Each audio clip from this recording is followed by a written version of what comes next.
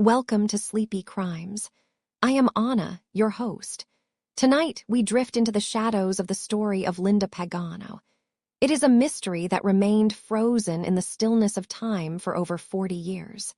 Imagine, if you will, the world as it felt in 1974. The air of northern Ohio was thick that Labor Day weekend. A heavy, humid curtain draped over the city of Akron. The cicadas were loud in the trees, their rhythmic, buzzing song rising and falling like the breath of the earth itself. It was a time of transition, where the vibrant green of summer was just beginning to feel the first, tired whispers of autumn. The nights were long, dark, and filled with the scent of mown grass and cooling asphalt. In this quiet landscape, a young girl was living out the final chapters of her youth, unaware that the humid breeze of September was carrying her toward a silence that would last a lifetime. Breathe deeply now, letting the weight of the present fade away as we travel back to that sweltering Sunday in Akron. Linda Pagano was 17 years old, a girl described by those who knew her as shy, honest, and hardworking. She was a senior at Springfield High, her mind likely filled with the shimmering possibilities of graduation and the life that lay beyond the horizon of 1975. To look at her photographs is to see the quintessential spirit of the era. She had soft, blonde hair that caught the light and blue eyes that seemed to hold a gentle curiosity. Linda spent her afternoons serving root beer and hot dogs at the A&W in Tallmadge. The smell of sweet syrup and fried food clinging to her clothes as she moved between the cars. She was a girl who did the right thing, the one her older siblings could rely on, even if she sometimes let her conscience get the better of her and told the truth when they wished she wouldn't. Her pride and joy was her car, a shiny, vibrant orange Ford Mustang. It was a symbol of freedom, a metal bird with an engine that promised she could go anywhere, as long as she had a road beneath her wheels and the wind in her hair. The weekend had been a celebration of music and youth. On Saturday, the 31st of August, Linda and her boyfriend, Steve Wilson, had made the journey north to Cleveland. They were headed to the World Series of Rock at the old Cleveland Stadium, a place where the air vibrated with the roar of thousands of voices and the electric hum of giant speakers. The lineup was legendary: Crosby, Stills, Nash, and Young. Imagine the scene through Linda's eyes. The sun beating down on the stadium floor, the smell of sun-warmed grass and denim, and the soaring harmonies of the band echoing off the concrete walls. It was a day of pure, unfiltered joy. As the sun dipped below the horizon and the stage lights painted the sky in shades of violet and gold, Linda was just another girl lost in the melody. But as the concert ended and the long drive back to Akron began, the magical bubble of the afternoon began to thin. The clock was ticking toward the early hours of September 1st, and the freedom of the highway was about to meet the rigid walls of home. It was roughly 4 a.m. when the orange Mustang pulled onto Carnegie Avenue. The city was asleep, the streetlights casting long, lonely pools of yellow light onto the empty pavement. Linda dropped Steve off at his home, perhaps lingering for a moment in the quiet of the car, the echoes of the concert still ringing softly in her ears. She then drove the short distance to the apartment building at number 685 Carnegie Avenue. This was the home of her stepfather, Byron Claflin. Byron was a man of routines and a man of tempers. A bartender by trade, he was familiar with the dim light of late nights and the sharp edge of a drink. The apartment was a space of wood paneling and heavy shadows, smelling of stale tobacco and the lingering scents of the day. As Linda turned her key in the lock, the silence of the hallway was broken only by the soft thud of her footsteps on the carpet. She was late, much later than intended, and inside the apartment the air was already thick with a different kind of storm. The peace of the night was about to shatter. The confrontation was immediate. Byron was awake, his anger fueled by the lateness of the hour and the stubbornness of a man who demanded control. We can only imagine the sensory details of that room. The ticking of a wall clock, the low hum of a refrigerator in the kitchen, and the sharp, jagged sound of raised voices. Words were thrown like stones in the small space. Byron, known for a volatile temper that often flared when he had been drinking, was not moved by the excuses of a teenager who had simply lost track of time in the thrall of music. The argument escalated, the tension stretching until it finally snapped. In a moment of cold finality, Byron told Linda to leave. He threw her out of the apartment, casting her back into the darkness from which she had just arrived. There was no room for negotiation, no soft place to land, just the harsh reality of a door standing between her and the safety of a roof. She stood in the hallway, the cool air of the building a stark contrast to the heated atmosphere she had just fled. The sound of the door closing was a definitive, hollow thud that echoed through the empty corridor. Linda Pagano walked out of the building and into the Akron night. Curiously, she did not walk toward her orange Mustang. The car sat silent in the driveway, its bright paint muted by the darkness, the keys likely still clutched in her hand or forgotten on a table inside. She walked away on foot, a 17-year-old girl in the middle of the night, with nothing but the clothes on her back and the cooling Ohio air on her skin. Perhaps she thought she would go to a friend's house, or perhaps she just needed to walk until the adrenaline faded. The streetlights watched her go, her shadow stretching long and thin across the concrete before disappearing into the spaces between the lamps. The door had slammed shut, and as the first light of dawn began to gray the eastern sky, Linda Pagano vanished. The city remained still, the cicadas slowed their song, and the mystery began its long, 4-decade sleep. Close your eyes now, and let the image of that quiet street fade into the mist of your dreams. Sleep well. The echo of that heavy door closing on Carnegie Avenue did not dissipate.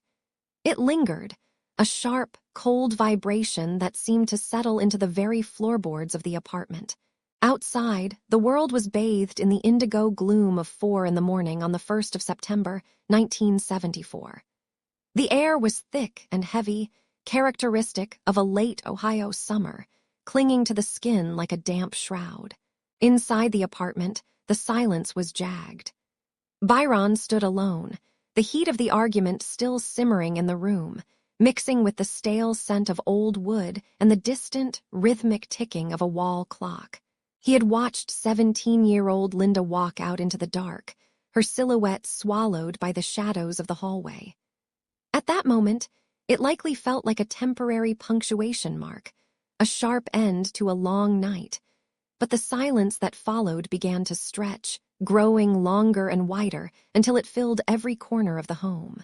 Outside, the streets of Akron were hushed, the only sound being the distant hum of the industrial valley and the occasional rustle of dry leaves skipping across the pavement in a sudden, lonely breeze. When the sun finally began to bleed over the horizon, casting a pale, dusty gold light across the city, the neighborhood began to stir.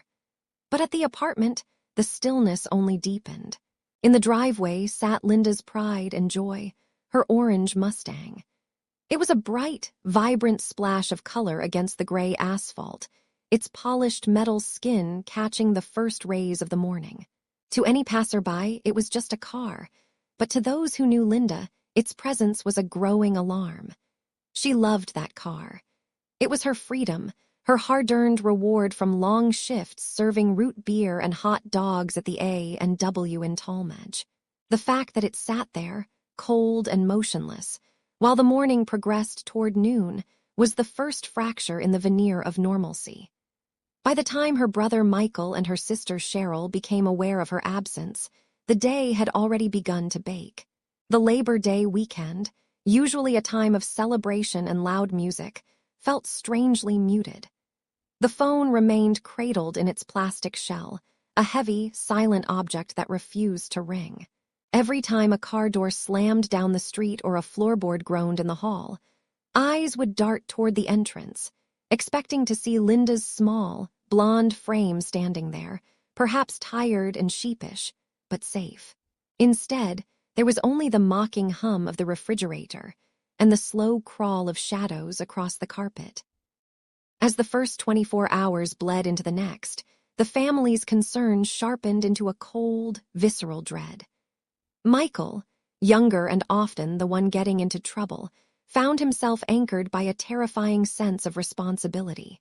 He and Cheryl began to move, their bodies acting on instinct as they navigated the labyrinthine streets of Akron. They visited the places she loved, the parks where the grass was starting to brown under the relentless sun, and the quiet corners where teenagers gathered to escape the watchful eyes of adults. They spoke to friends, their voices hushed and urgent, asking the same questions over and over.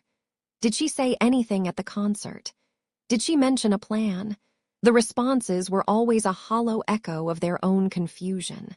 Steve, her boyfriend, was distraught, his memories of the Crosby, Stills, Nash, and Young concert now clouded by the fog of her disappearance.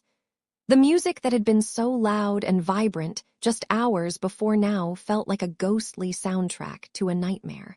The siblings began to craft their own flyers, the ink from the pens staining their fingers as they wrote out her name in bold letters. Linda Marie Pagano. They described her carefully, 4 feet, 10 inches tall, barely 100 pounds, with blue eyes that held a quiet honesty. They felt like they were shouting into a vacuum, their efforts small and fragile against the vast, indifferent landscape of the valley. The interaction with the authorities provided no comfort. In 1974, the world viewed a missing 17-year-old through a different, more cynical lens. At the police station, the air was stagnant, smelling of burnt coffee and cigarette smoke. When the report was filed, the officers listened with a practiced, weary detachment. To them, Linda was a typical teenager who had argued with her stepfather, a story they had heard 1,000 times. They used the word runaway with a casual finality that felt like a physical blow to the family. They suggested she would come home when she ran out of money or when the thrill of rebellion faded. There was no sense of urgency, no sirens, no massive search parties organized by the state. The case was filed away in a drawer, a single sheet of paper among many others, while the family was left to do the heavy lifting themselves. They walked the neighborhoods, taping their homemade flyers to telephone poles and the windows of local businesses. The paper was thin, fluttering in the wind, and as the days passed, the edges began to curl and yellow. They stood on street corners, showing her photograph to strangers, looking for a flicker of recognition in eyes that were mostly hurried and distracted. Each night, they returned to a house that felt increasingly haunted by her absence, the orange Mustang still parked outside, a silent, mounting evidence of a girl who had no intention of leaving her life behind. By the 3rd week, the vibrant greens of the Ohio summer began to surrender to the brittle golds and deep reds of autumn. The wind took on a sharper edge, whistling through the trees in the Cuyahoga Valley and carrying the scent of wood smoke and decaying leaves. The search in Akron had yielded nothing but exhaustion and a deepening sense of isolation. The media was silent. There were no headlines about the missing girl from Springfield High, no nightly news segments pleading for her return. The world continued to turn, the gears of the city grinding on, while the Pagano family remained trapped in a frozen moment of time. Every evening, the sun would set earlier, casting long, skeletal shadows across the porch, and the darkness would feel more permanent, more suffocating. They looked toward the woods, toward the rolling hills that dipped into the valley, wondering if she was out there, somewhere beyond the reach of the streetlights. The initial frantic energy of the search began to settle into a heavy, rhythmic ache. They had looked in every alleyway, checked every abandoned building, and called every name in the book. There were no more stones to turn over in the city. The trail hadn't just gone cold. It felt as though it had never existed at all, as if Linda had stepped off that porch on Carnegie Avenue and simply dissolved into the humid night air. The valley held its breath, keeping its secrets tight as the first frosts of the coming winter began to whisper of the silence that was yet to come. The winter of 1975 in Ohio was a season of gray iron skies and biting, relentless damp. By February, the deep snows had begun to soften into a heavy, slushy gray, weeping into the earth and swelling the veins of the Rocky River. On the 5th day of that month, 3 teenage boys ventured into the woods of what is now the Mills Stream Run Reservation in Strongsville. The air was a fraction warmer than it had been, hovering at 39 degrees, just enough to coax the ice into a slow, rhythmic drip from the skeletal branches of the oaks and maples. They were just children, really, navigating the muddy banks where the water churned with the debris of a dying winter. As they walked along a sandbar near Eastland Road, their eyes caught something pale and smooth nestled against the dark, wet silt. It was not a stone, though it had the polished sheen of one. It was a fragment of a human skull, weathered by the elements and partially swallowed by the river's rising tide. The silence of the woods suddenly felt heavy, pressing against them as they realized they were standing in the presence of a secret that had been kept by the forest for months. The discovery set a somber machinery into motion. When the authorities arrived, they found that the remains were incomplete, scattered by the river and the passage of time. There was no jawbone to offer dental clues, and many of the smaller bones had been lost to the current. The skull, however, told a violent story. A single, clean circular hole marked the point of entry where a bullet had ended a life. The investigators sifted through the freezing mud, their fingers numbing as they searched for jewelry, a scrap of fabric, or a discarded weapon, but the riverbank gave up nothing more. The girl, for they soon determined the remains were female, was a ghost without a name. She was transported to the Cuyahoga County Medical Examiner's office, where she was laid out under the hum of fluorescent lights, far from the rushing water and the rustle of dead leaves. There, the science of the 1970s began to build a profile of the girl, who would soon be known only as the Strongsville Jane Doe. Dr. Charles Hirsch examined the remains with a clinical eye. He noted the heavy weathering of the bone, suggesting she had been exposed to the harsh Ohio seasons for at least several months. His initial estimates placed her age in the early 20s, perhaps 20 to 25, and her height was recorded as being significantly taller than the girl who had vanished from Akron just 30 miles away. These small, human errors, figures scribbled on a notepad in a quiet lab, would become the walls of a prison that kept her identity locked away for decades. At the time, the nation was gripped by the disappearance of the heiress Patty Hearst, and investigators desperately tried to see if these bones belonged to the famous missing woman from California. The spotlight of the media flickered toward the riverbank in Strongsville, but when the connection to Hearst failed to materialize, the interest began to fade. The file was tucked into a cabinet, and the girl was reduced to a case number, a white female with blonde hair and blue eyes whose story had reached a jagged, silent end. In Akron, Michael Pagano sat in front of a flickering television screen, watching a local news report about the discovery of a body in Strongsville. A cold shiver of recognition moved through him, a feeling so strong it transcended the distance between the two cities. Despite his mother's hesitation and the weight of their collective grief, Michael picked up the telephone and dialed the Strongsville police. He spoke to a woman on the other end, his voice thick with the hope and terror that only a brother of the missing can know. He described his sister, Linda. He told them she was 17, small and slight, standing only 4 feet 10 inches tall and weighing barely 100 pounds. But the administrative wall was too high to climb.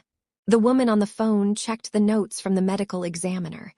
She saw the estimate of a woman in her early 20s, a taller woman, an older woman. "Oh, no," she told Michael, her voice perhaps kind but final. "This girl is a little older and probably a little taller. That is not your sister." With those few words, the door was shut. The link between the girl in the river and the girl from the apartment was severed by a difference of a few inches and a few years. By May of 1975, the investigation had stalled completely. There were no more leads to follow, no more phone calls to answer, and no more names to test against the silence of the remains. On the 15th of May, the girl was taken to the Memorial Gardens Cemetery in Highland Hills. She was not given a headstone with a name or a date of birth. Instead, she was interred in a potter's field, a place for the forgotten and the unidentified. She was buried in an unmarked grave, surrounded by others who had slipped through the cracks of the world. The grass grew over the disturbed earth, and the seasons continued their march. In Akron, Linda's family continued to wait, looking at the door every time it creaked, while only 30 miles north, Linda lay in the quiet dark of the earth, a Jane Doe whose true name was beginning to dissolve into the soil. The failure of the era's technology and the rigid nature of the police bureaucracy had ensured that her story would remain a mystery for 44 years. The river continued to flow, the woods grew thick and green, and the memory of the girl who walked out into the Labor Day night became a ghost that haunted two different cities, never knowing they were holding two halves of the same tragic truth. The television screen in the 1970s was a box of humming light, a domestic altar that occasionally flickered with the jagged lines of a world beyond the living room. In early 1975, Michael Pagano sat before one such screen, his eyes tracing the grain of the broadcast as a news anchor spoke of a discovery in Strongsville. They had found someone, a girl or perhaps a young woman, resting on a sandbar along the Rocky River in the Mills Stream Run Reservation. The report was brief, a cold collection of facts that sent a jolt of recognition through Michael's chest. He remembered the blonde hair, the height, the weight that matched his missing sister so closely it felt like a physical weight pressing against his ribs. He reached for the heavy plastic receiver of the telephone, his fingers dialing the station with a desperate, frantic rhythm. But when he finally reached the authorities, the response was a shutter slamming shut in the dark. They told him the remains were too old, the stature too tall, the profile simply not a match for the 17-year-old girl from Akron. They spoke with the absolute certainty of men in uniform, and Michael, an angry young man caught in the vice of his own grief, was forced to swallow his instinct. He was told to go home, to wait, to let the professionals handle the silence. And so, the connection was severed, and the static returned to the screen, filling the space where his sister's face should have been. As 1975 bled into 1976, the investigation did not just slow, it calcified. In the police files, Linda's name became a smudge of ink on a yellowing tab. In the physical world, the posters that Michael and his sister Cheryl had taped to telephone poles began to surrender to the elements. The bright, hopeful eyes of the girl in the photograph faded under the relentless Ohio sun, the paper curling at the edges like autumn leaves. Rain soaked through the fibers, blurring the words until the plea for information became a gray, illegible ghost. No one called the reward line. No one knocked on the door with a story of a girl seen hitchhiking toward the coast. The world was moving on, fueled by the disco rhythm of the late 70s and the neon transition of the 80s. But for the Pagano family, time had developed a strange, stagnant quality. It was a life lived in the periphery of a question. Every holiday was marked by an empty chair that felt heavier with every passing year. The smell of the family home changed. The scent of Linda's perfume evaporated, replaced by the scent of old wood, floor wax, and the dusty stillness of a room that no one dared to fully reclaim. They were living in the long, gray static of the unknown, a frequency that hummed beneath every conversation, a quiet vibration of loss that never quite found its resolution. While the Paganos waited in Akron, the remains from the riverbank were embarking on a different kind of journey, one of profound anonymity. In May of 1975, the bones that had been found by 3 young boys were placed into a simple wooden box. There was no headstone waiting for them, no flowers from a grieving mother, no name carved into granite to anchor a soul to the earth. Instead, they were transported to a potter's field at Memorial Gardens in Highland Hills. This was a place for the forgotten, a patch of land where the grass grew thick and uneven over the hundreds of souls who had slipped through the cracks of society. Linda was interred there under a clinical label, unknown white female. The soil was heavy and damp, pressing down on the secrets she carried. For 44 years, she lay in that unmarked trench, just a few miles away from the people who were still whispering her name into the night. The cemetery workers came and went, mowing the grass and clearing the weeds, never knowing that beneath the clover and the dandelions lay a girl who had once loved rock music and worked at a root beer stand. She was a number in a ledger, a cold entry in a county record that was eventually filed away in a basement where the air was thick with the smell of damp paper and lime. The static was not just in the airwaves. It was in the very earth itself, muffling the truth for nearly half a century. The decades passed with a slow, grinding indifference. The 1980s arrived with their sharp edges and bright colors, but the search for Linda remained a monochromatic memory. Michael grew from an angry young man into a man of middle age, his hair thinning, his face reflecting the passage of 14,000 days of wondering. He would often find himself driving through the streets of Akron, his eyes scanning the faces of women in their 30s, then their 40s, looking for a glimpse of a jawline or a flash of blue eyes that might belong to a sister who had simply decided to start over. It was a hollow hope, a thin thread he held onto because the alternative was too vast to contemplate. By the time the 1990s rolled around, the stepfather, Byron, had aged into a quiet, reclusive figure, carrying his own version of that night on Carnegie Avenue to his grave in 1990. With his passing, a primary source of the story vanished, leaving only the echoes of an argument and the cold trail of a girl who walked out into a summer night and never walked back in. The digital age began to bloom, and the world grew smaller, more connected, yet the file on the Strongsville Jane Doe remained a physical artifact, a stack of papers held together by a rusted paperclip, sitting on a shelf in a room that few people ever visited. The static was now a permanent part of the landscape, a background noise so constant that the family had almost forgotten what the world sounded like without it. By the early 2000s, the case of Linda Pagano was less a mystery and more a legend of the local landscape, a cautionary tale whispered in the shadows.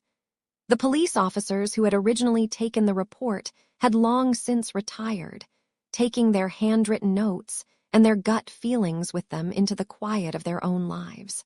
New detectives looked at the thin folder with a sense of helplessness. There was no DNA profile, no digital fingerprint, only the memory of a girl in blue jeans and a dark sweater. In the potter's field at Highland Hills, the ground had settled completely. The slight mound of the grave smoothed over by decades of frost and thaw until it was indistinguishable from the rest of the field. It was as if the universe were trying to erase the very fact of her existence. Yet, in the quiet corners of the internet, a new kind of energy was beginning to stir. While the official channels remained frozen, the static was starting to thin. In far-off rooms, lit only by the glow of computer monitors, people were beginning to look at old records with new eyes. They were transcribing the ledgers of the forgotten, typing names and dates into databases that didn't exist when Linda first vanished. The 44 years of silence were not as absolute as they seemed. Somewhere in the microscopic structure of the bones resting in the dark soil, a code was waiting to be read.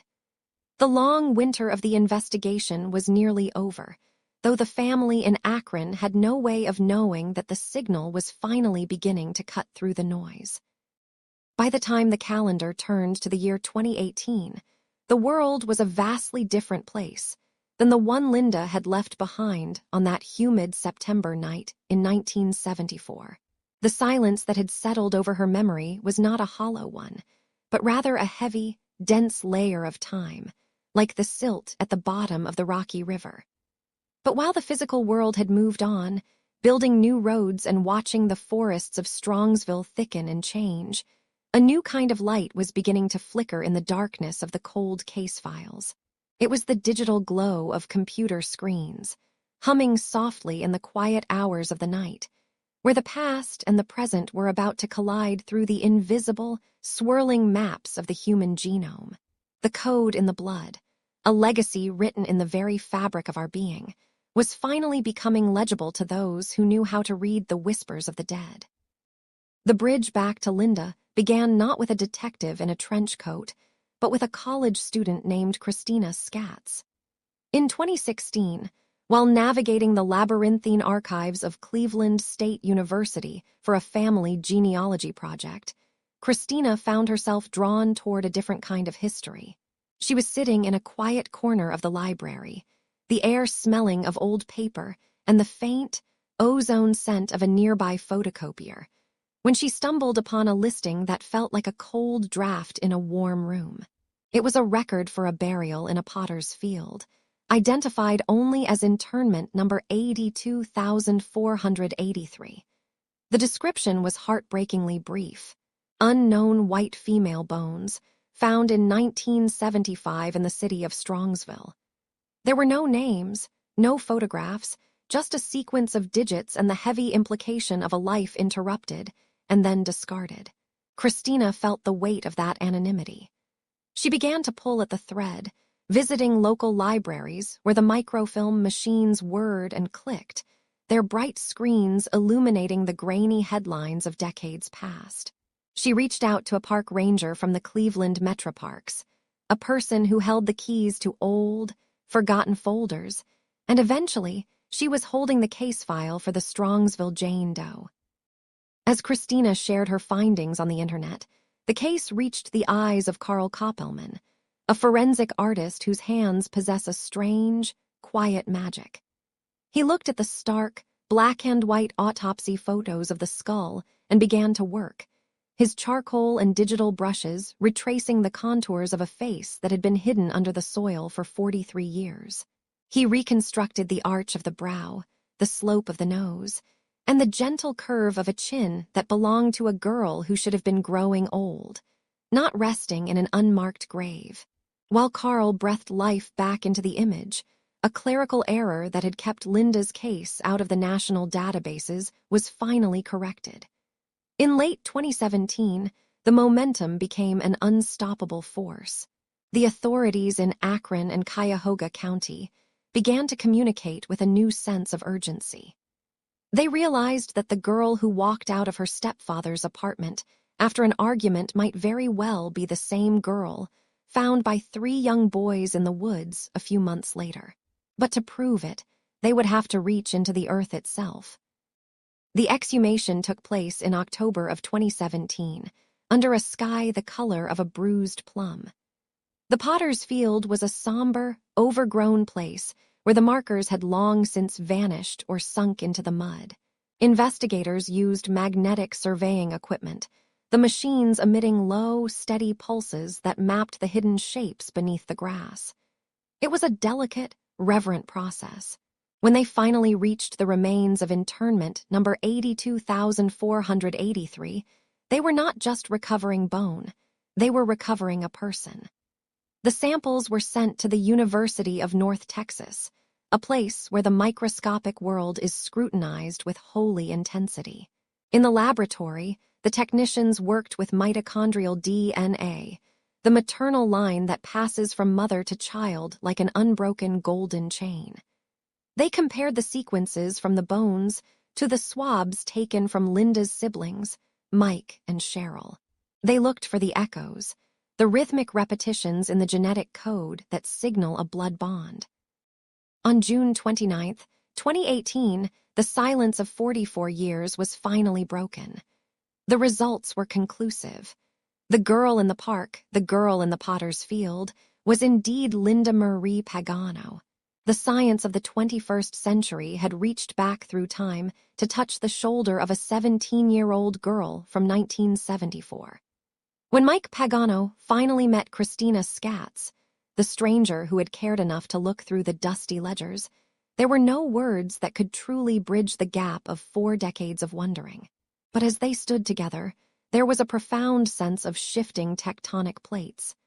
The mystery of where Linda was had been solved, replaced by the heavy, crystalline reality of who she had been and what had been done to her. The code in the blood had provided the map, and for the first time in nearly half a century, Linda was no longer a number in a cemetery record. She was a daughter, a sister, and a girl who was finally, tentatively, starting her journey back home. The air in Akron, Ohio, during the month of January 2019, carried a particular kind of stillness. It was a cold that did not just bite at the skin, but seemed to settle into the very marrow of the bones, a gray, heavy blanket of winter sky hanging low over the city. On this morning, a small gathering of people stood within the gates of Holy Cross Cemetery. There were no cameras flashing, no sirens wailing, only the rhythmic crunch of boots on frozen grass and the soft, rhythmic puff of breath visible in the frigid air. For Michael and Cheryl Pagano, this day was the end of a journey that had spanned 4 decades, 4 years, and countless sleepless nights. In a small, dignified vessel, Linda Marie Pagano was finally coming home. She was no longer a number on a dusty file in Cuyahoga County. She was no longer the girl on the sandbar or the Strongsville Jane Doe. She was Linda, a sister, a daughter, a 17-year-old girl who had been suspended in a state of vanishing since 1974. The silence of the cemetery was profound, a deep, resonant quiet that seemed to acknowledge the weight of the time that had passed. It had been 44 years of an unfinished sentence, a story that had stopped mid-breath on a summer night so long ago. Now, as her remains were prepared to be interred beside her mother, Anne Marie, the period was finally being placed at the end of that long, agonizing line of questioning. The earth was hard and unyielding, but the sense of relief was palpable, a soft warmth that defied the icy wind whipping through the headstones. To understand the weight of this moment, one must imagine the physical journey Linda's spirit had taken. Think of the riverbanks of the Rocky River in 1975, where her bones lay hidden among the silt and the fallen leaves of autumn, undiscovered for months while her family searched every corner of Akron. Imagine the transition to the Potter's Field, that lonely, nameless stretch of land where the forgotten are laid to rest under markers that carry no names, only cold, clinical sequences of digits. For 43 years, Linda had been a guest of the earth in an unmarked grave, her identity scrubbed away by a clerical error and a misspelled name in a database. But the memory of her had never faded in the hearts of those who loved her. Michael Pagano had never stopped looking. He had grown from a young man into a grandfather, his face etching with the lines of time, yet in his mind, Linda remained that vibrant teenager with the blonde hair and the blue eyes, forever 17. When the DNA results were finally confirmed in June of 2018, it was as if a ghost had suddenly gained flesh and bone. The science of the 21st century had reached back into the shadows of the 1970s to pull her into the light. The identification was a miracle of modern technology, but the return of her remains was a miracle of the human spirit. As her family stood by the graveside, they weren't just burying remains. They were reclaiming a person who had been stolen by the darkness. Yet, even in this moment of profound closure, a shadow lingers. The identification of Linda Pagano answered the question of where she was, but it left the question of who responsible for her death hanging in the air like a cold mist. The medical examiner's report from decades ago was blunt, a gunshot wound to the head from a .25 caliber weapon. It was a homicide, a violent act that ended a young life before it truly began. The primary person of interest for many years was Byron Claflin, the stepfather whose temper was as well known as his bar. It was Byron who had seen her last, Byron who had argued with her over a concert, and Byron who had supposedly watched her walk out into the night, leaving her new car behind. But Byron passed away in 1990, taking whatever secrets he might have held to his own grave. There was also the mention of a boyfriend, Steve Wilson, a name from the past that investigators hoped might provide a final piece of the puzzle, yet he remained elusive, a figure lost to the fog of time. The police files remain open, the pages yellowed and brittle, smelling of old ink and the stale air of evidence lockers. Detectives in the Cleveland Metroparks and Akron still look at those files, hoping for a fingerprint of a memory, a confession whispered on a deathbed, or a new forensic breakthrough that might name the hand that held the gun. The justice for Linda is partial. Her name has been restored, but the scales remain uneven.